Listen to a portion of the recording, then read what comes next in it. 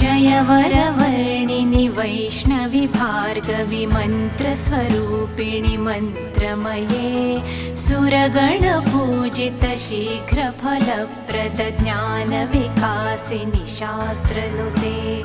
भवभयहारिणि पापविमोचनि साधुजनाश्रितपादयुते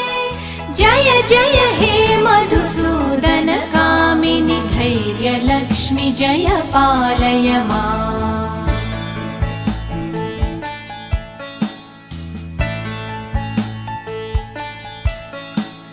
जय जय दुर्गतिनाशिनि कामिनि सर्वफलप्रद शास्त्रमये रथगज तुर्गपदाति समावृत परिजनमण्डित लोकनुते हरिहर ब्रह्म सुपूजित सेवित